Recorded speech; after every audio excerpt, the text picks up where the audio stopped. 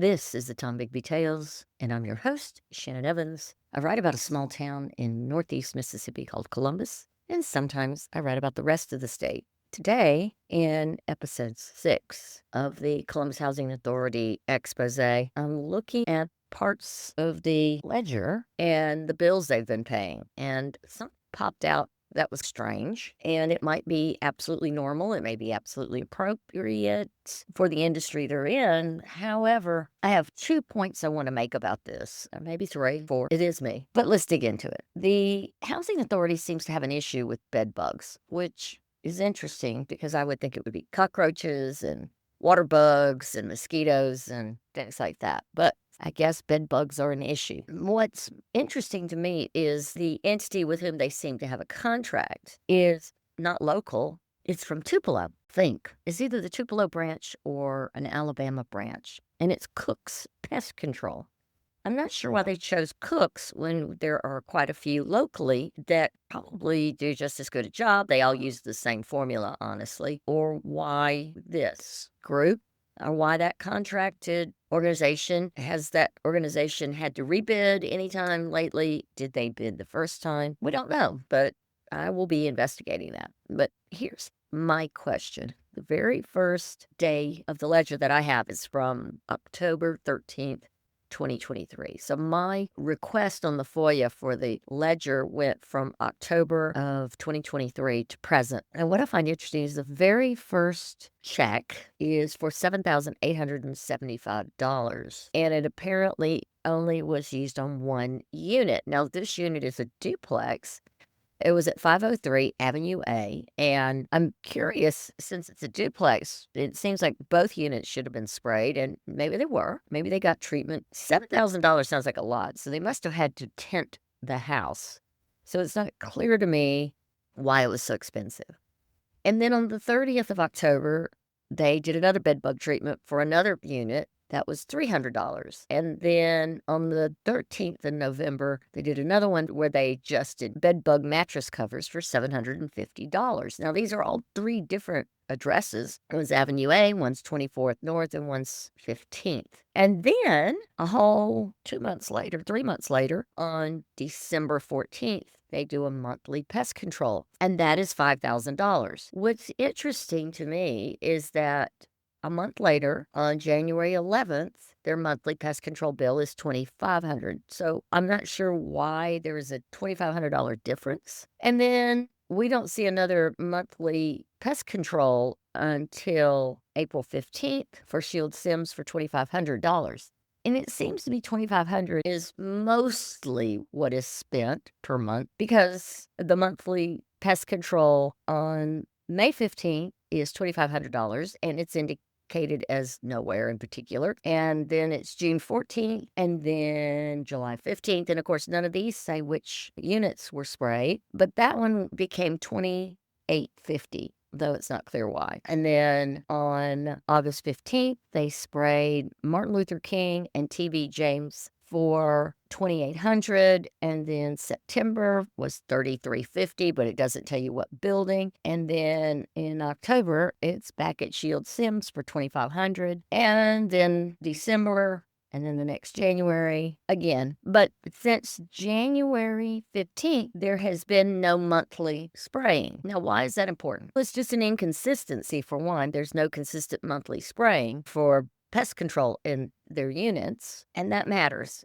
because the amount of bed bug issues that they seem to spray for, could that be mitigated with a routine spraying of the homes? Or are these all bed bug treatments? Let me start back with the bed bugs. On October 13th, 2023, that was the Avenue A house for $7,800. On October 30th, it was the 24th Street North for $300. On November 13th, they bought mattress covers for a house on 15th for $750. That's a very expensive mattress covers. I've never seen a mattress cover cost that much. And remember, most of these are either 1 or 2 bedroom facilities. On January 30th of 2024, another house on Avenue A is treated. However, the house number they give doesn't exist. There's no house 615 on that street. And then on February 15th, Avenue B, and March 14th, the one on Avenue B was $2,800. Then the one on 9th Avenue South was $1,200. And then on March 28th on 9th Avenue South, it was $35.99. What's interesting is that every other week, Cook's is having to spray somewhere in between their monthly treatments.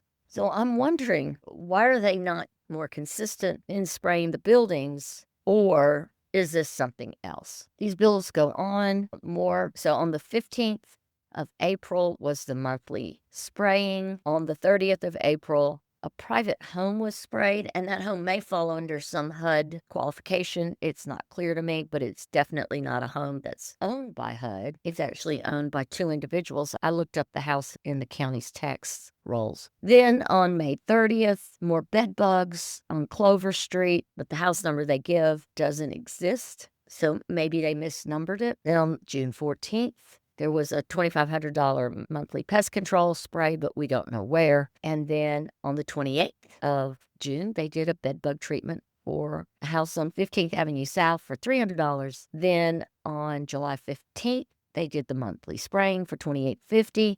And then on the 29th, they did a bed bug treatment, this time on 7th Street South.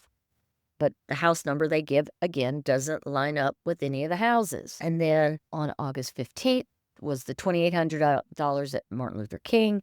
And then on the 29th, it was bed bugs again for $250. And then it was a monthly spraying on the 13th of September. And then on the 30th, wow, they had another bed bug spraying. And then on October 15th of 2024, they sprayed for $2,500 for the monthly spraying. And then that led to another bed bug spraying for $550. And then on November 15th, they sprayed a house on Clover Street for $2,850. And then on December 13th, they sprayed again a monthly spray, but the ledger doesn't say where, for $2,500. And then again on the 30th. Do you see? These are all every 15 days. They have somebody's coming around and spraying monthly, but we don't know where. And then that stops on January 15th. 5. And we've not had anything else sprayed monthly since then.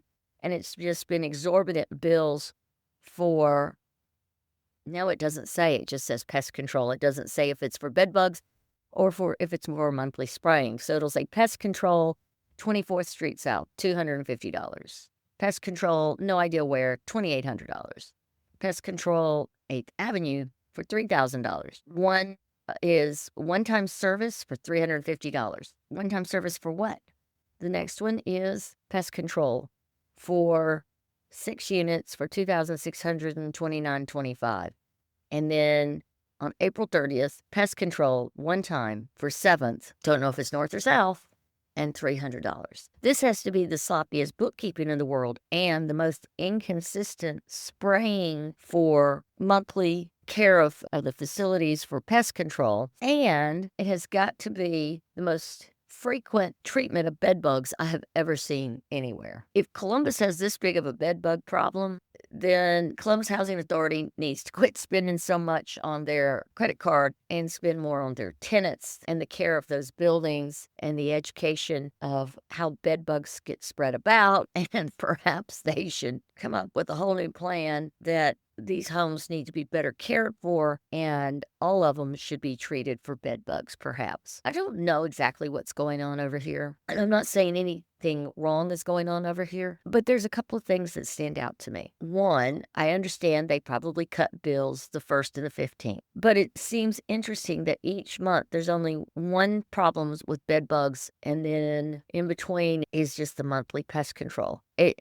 would stand to reason that they would have problems with bed bugs more often, that we would see more frequency or more infrequency of a need for bed bug treatment. That's not the case on this ledger. It is literally on the middle of the month, there's a payment for monthly pest control, and it's an inconsistent number. It changes. Could that mean that it's really not monthly pest control, that each building is on a quarterly rotation? It's not clear. But this whole bed bug treatment thing is very strange. It is always in between the monthly statement. Don't know if that means anything. I just find it very interesting, and I plan to do a little more investigating. If we have this significant of a bed bug problem in our homes, for people who are on fixed incomes and living in these government provided housing, we need to do something to help these people out. And it needs to be something more than just plain old bedbug treatment. But I have questions. Most of my questions go along the financial route. And is the money being managed fairly? And is there a long term plan in place to oversee that it is managed fairly and that there are competitive bids that are out there each year for this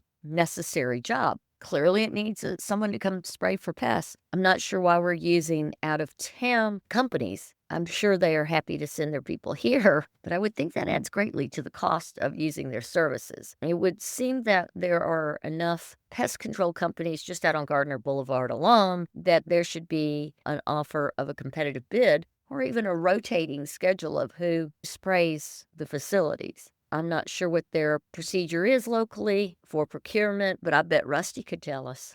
Until next time, this is the Tom Bigby Tales.